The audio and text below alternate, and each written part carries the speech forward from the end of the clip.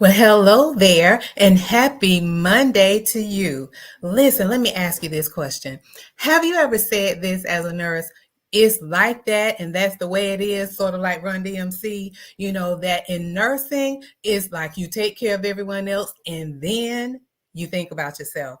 Or what about this one? That you feel guilty with just the thought of putting yourself first. Well, listen, you're not alone, so be gentle with yourself. And we're going to get into it here in the break room. And today we're talking about this is how we do it as a multi-passionate nurse. Welcome to the break room. This is your self-care safe space where you can escape from the day to day and get recharged and renewed so that you can return back to those tasks or things that you have to do. And I am Deetra Dennis, and I am the self-care coach for nurses, and I empower my sister nurses to prioritize the care of their MVP so that they can show up as the best version of themselves and impact the well-being of those connected to them. So again, welcome to those that this is your first time, and welcome back to those who have been hanging out with me for a while. So glad to see you here in 2023. And you know what? I was watching one of the talk shows, and their theme for this year is 2023 2020 me. So I think we should adopt that as multi-passionate nurses. What about you? I would love to see that in the chat if you agree with that mantra. So I want to share, we are live on YouTube, LinkedIn, and Facebook. So just a few housekeeping things before we get into this is how we do it, okay? So if you're viewing on YouTube, I would love for you to subscribe. Come on, become a part of the family. Subscribe and click on the notification bell so that you're alerted when we are going live or have any other things going on. And for everyone, if you would like the video, our live stream, and then share it with someone that you feel could benefit from the things that we discuss over here. And then lastly, comment below, because this is a dialogue. This is our conversation in the break room. And so glad to have you here, Heather. So glad to see you. And so we're going to get into it today.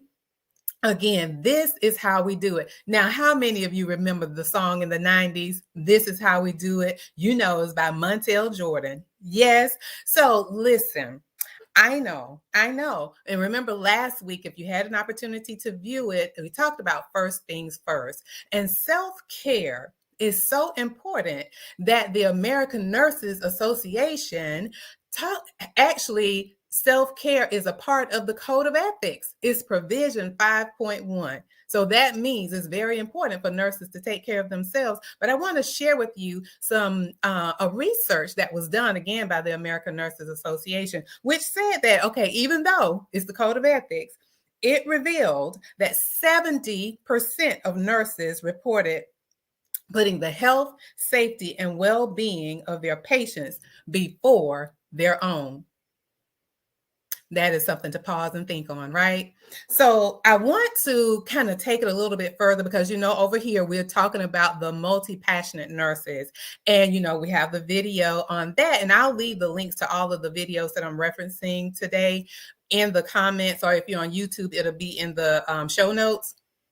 But as a multi-passionate nurse, it goes beyond the career for us because we're taking our nursing to the community. We're taking our nursing to those that are connected to us, be it our family, friends, and in our faith community. And so when we're doing that, listen, we are doing the most and we're helping everybody and putting ourselves last. And when we're doing that, being everything to everybody, it is just really taking it another level, if you will. Again, like I said before, that we are doing what Mary J. Blige would say, 25/8 is more than 24/7. It is 25/8. We are never off. right? So I want to just share, we already know when we neglect self-care that it leads to stress, it leads to exhaustion, it leads to fatigue, it leads to burnout. It also leads to putting ourselves at risk for chronic diseases. But the thing that I want to talk about a little bit is taking it a little bit further. This you won't find on Google, because these are some things that I experienced before I made the shift when I had the opportunity to work with my coach and change my perspective on things. Because listen, I was definitely the one doing everything, being everything to everybody, and just exhausted on the path to burnout. But it wasn't until I changed my mindset that things are better for me now. Not that I don't stop serving. I still enjoy serving, because that's that nurturing personality in me that I still want to serve. I get fulfillment in serving. But we have to do it different, because listen, we are to serve from our overflow. When we take the time for self-care, and I don't just mean going to the spa, I mean every day that we are integrating self-care in everything that we do. That is what I'm talking about here. But what I'm talking about, when we continue to do what we're doing, the numbers show, again, this is another research that was done by the American Nurses Association, which says that nurses are less healthy than the average American. Another moment of pause, right? Listen, because what we're doing, we're going to keep getting those same results. But today, we're going to think of doing that different. But what I want to share with you, again, 3 things other than what we talked about with neglecting self-care. These are 3 things that really, really, I know, again, I experienced it. And on the other side, to be in a place of ease and grace, it is a wonderful space to be in. So again, when we keep doing what we've been doing, these are some things that happen. Now, it may not happen overnight, but it may happen over time. So the first one is that it impacts our presence. It impacts our presence, or your presence, or my presence, or our presence. It impacts our presence. And what do I mean by that? Listen, as a multi-passionate nurse, we know that nursing is a calling, and it extends beyond our career, as I mentioned before. That is, we're in the community and with those with whom we're connected. And so we are responsible for the light, for the energy that we bring to each of those areas, to our career, community, and to those with whom we're connected. We're responsible for that. We are to let our light so shine that men may see our good works and God be glorified. Do you agree with me? Type in the chat yes if you agree with what I'm saying. And so when we enter into a room, we want to be able to bring our love, the joy, the peace. We want to be able to do that. But when we neglect self-care, it is like we're on autopilot. How many of you remember the commercial, the Dunkin' Donut?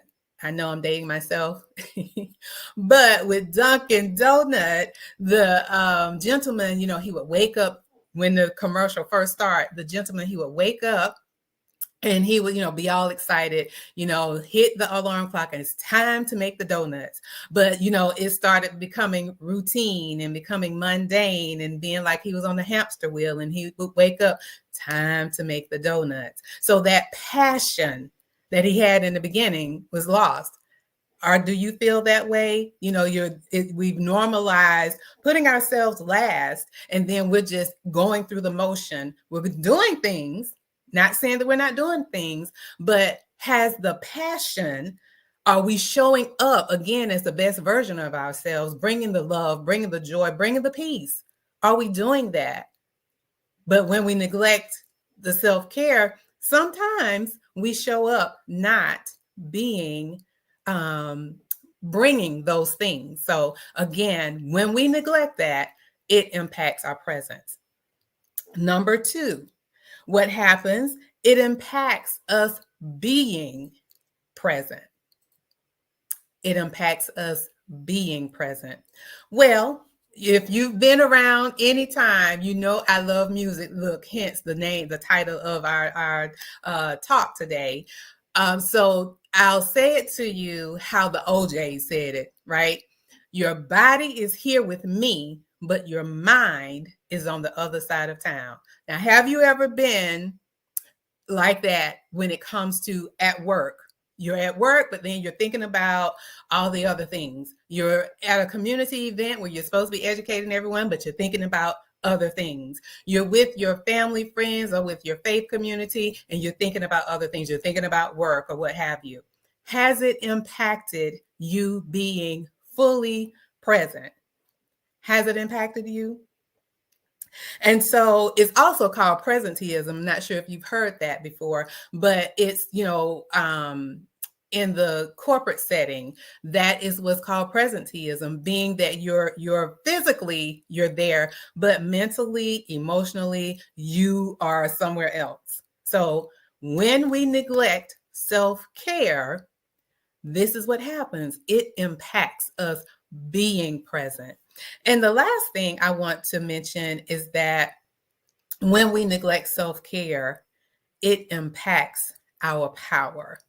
And so when I think about, again, being a multi-passionate nurse myself, that, pardon me a second here, when we neglect self-care, we our power is impacted. So, when I talked about in the video signs of being a multi-passionate nurse, this is truly a divine assignment, a divine influence of us being multi-passionate nurses, again, extended beyond the career.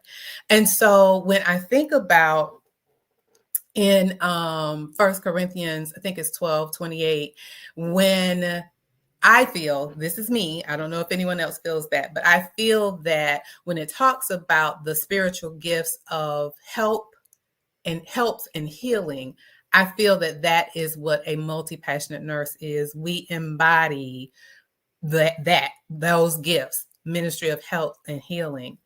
And when we neglect self-care, that is impacted. It impacts our power.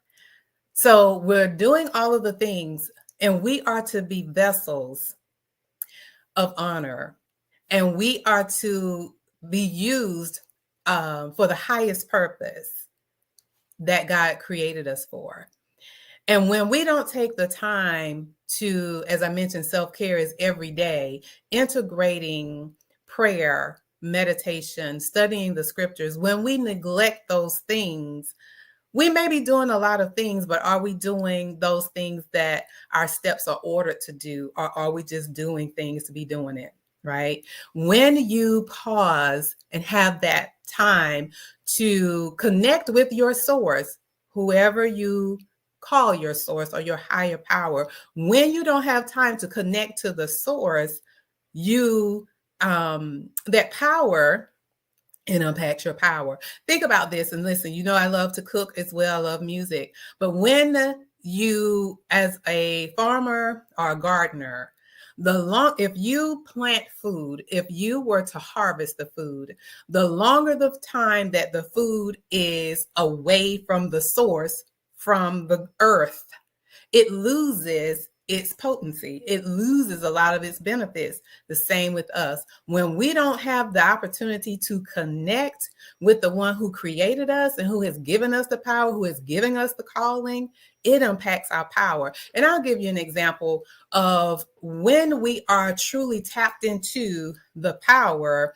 we can receive those intuitive downloads, what I call intuitive downloads, or when God speaks to your spirit. I remember this was a time when I had incorporated self-care. And I had I'll give you two examples. One, There was a patient, I had just received report from, the outgoing nurse, and she was sharing with me that a patient had a fever and had a fever for some time. And, the doctor had done all the things, ordered the blood culture, ordered the culture and sensitivity. And so the patient was on the correct antibiotic, but for some reason that her temperature just was not breaking. She was getting the ibuprofen, in between, and just was not, the fever just wasn't breaking. And so I was, had gotten report and was getting ready to go in to assess. So I was at the medicine cart to go into her room, gathering my things to go into the room. And right before going into the room, I pray every time before I, do anything before going into the patient's room. And so this time it was a different thing. As I was going into the room, I felt inspired to pray a specific prayer for that patient. She didn't know I was praying, and none of my patients know I'm praying because I'm doing that internally. So I went into the room, greeted the patient and the family and shared, I would be their nurse for the day, did my usual head to toe assessment. But when I, asked her to take her deep breath in and out, I prayed according to Matthew 8:14 and 15, that just like when Jesus went to Peter's house and his mother-in-law had a fever, that just would not leave her, as the scripture would say. But when Jesus touched her hand, the fever left. And I prayed that internally as I was doing the assessment for her. Needless to say, I don't have to tell you how the story ended. But yes, the fever broke. So those are the things that I'm talking about as a multi-passionate nurse. You want to be able to stay connected to the power because you don't know what a person needs. Yes, we know the science of everything that we do as a nurse, the theory part, but when you add the supernatural and the spiritual aspect of it, it's a different type of nursing, is all I can say to you. And the other example I want to share is I had an elderly patient that was in the hospital, and she was had been a frequent flyer, and her blood pressure was high all of the time. And sometimes how it gets, you see those frequent flyers, it's a revolving door, and it's like, okay, they are being non-compliant. But for some reason, that one didn't set well within me that she was being non-compliant. So I had the opportunity, thank goodness that particular night, it wasn't as busy. So what I did is I, just kind of sat with it, like, what am I to do? Because it just didn't feel right that she was being non-compliant. So I had the opportunity to sit with her for a little bit. And, being an elder and being that I am a Southern girl and, growing up in the church, I asked her, I said, you know what? Can I do your hair? Because it's important that our hair looks good. I don't care how unwell or we're not feeling. We want our hair to look good. So her hair was kind of, all over the place. I said, do you mind if I braid your hair up? She was like, baby, go ahead, do what you want to do. So as I was braiding her hair, I asked her, like, what song do you really like? So we ended up singing a song. Again, y'all know I love music. So, it was, I get joy when I think about what he's done for me. So we were singing that, and, she was happy, clapping her hands and things of that nature. So, after we finished singing, I went to ask her a few questions. I'm like, you've been coming in and your blood pressure is high. What's happening? I said, are you taking your medicine? And she was like, baby, yes, I take my medicine, but I cut it in half because I can't afford to get it every month. I get it every other month. Ding, ding, ding came to mind, like, oh, she is taking it, but just not taking the correct strength.